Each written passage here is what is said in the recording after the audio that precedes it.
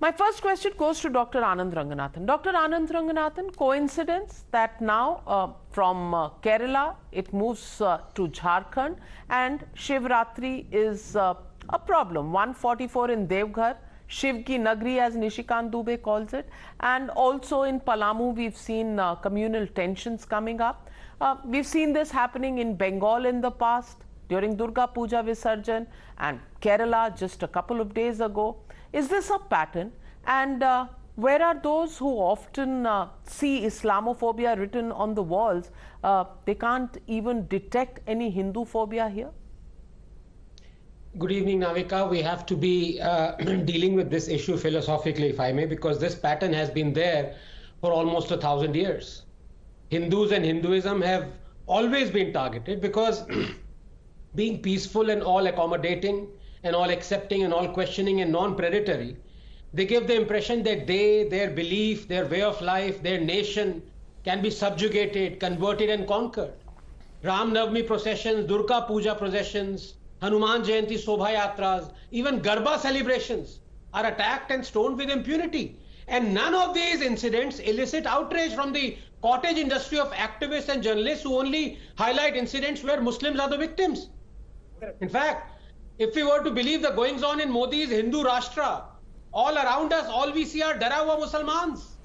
From Jammu, where Dara hua Musalmans are shouting from the top of mosque that they will behead Nupur Tiwari and all those who oppose Azan and Hijab, to Hubli, where Dara hua Musalmans are pouring onto streets because some Hindu kid photoshopped a Bhagwa flag. From Mumbai, where Dara hua Musalmans are gathering in their tens of thousands for the funeral of terrorist Yaqub Memon, to Srinagar, where Dara hua Musalmans are collecting for the funeral of terrorist Burhan Wani. From Aurangabad, where Dara hua Musalmans are rioting in the streets because someone Facebook post said Aurangzeb was a mass murderer.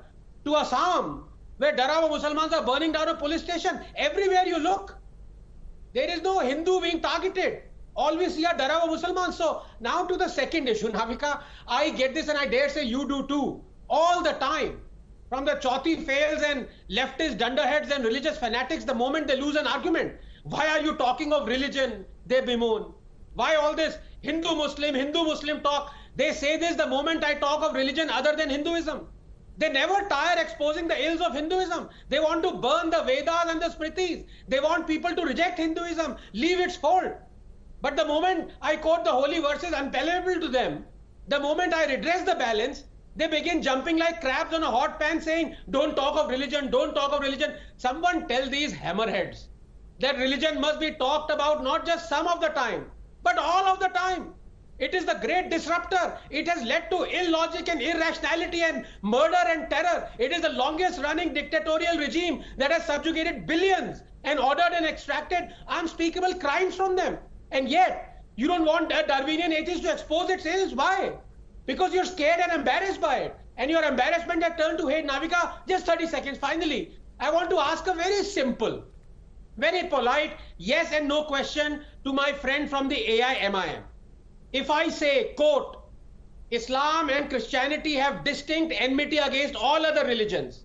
They are not just satisfied with observing their own religions, but are determined to destroy all other religions, unquote. I want to ask you, sir, yes or no? Am I a communal bigot? Just answer, simple question. I wish you hadn't, but since you have, yes, you and we are not into censorship, Hassan Saab, jawab denge aap? Yes, you are. Right. Now, Navika, please give me 10 seconds. Yes, ma'am. Yes, Navika. Navika, can I please get... Yes, Hassan Saab, thank you very much. Navika, ma'am, give him all 30 minutes. Give him all 30 minutes. He will be not satisfied after 30 minutes also. Navika, please. मैं 300 minute ले लीजिए. आप 300 minute आप लीजिए. 10 second देती हूँ आनंद रंगनाथन को और फिर मैं आपके पास आ रही हूँ हसन साहब. हसन साहब की मैं बहुत कदर करता हूँ. मैं आपके व्यूअर्स के लिए रिपीट कर दूं. I asked him a simple question. I quoted something and I asked him, am I a communal bigot if I am saying this? I will answer all your questions, Mr. Anand Radan. Don't worry. I will answer all your questions. Don't worry. Are your faders not working? Are your faders not working, dear Navika? Please, because this is the crux. This explains everything. So please allow me 10 seconds. over, I think.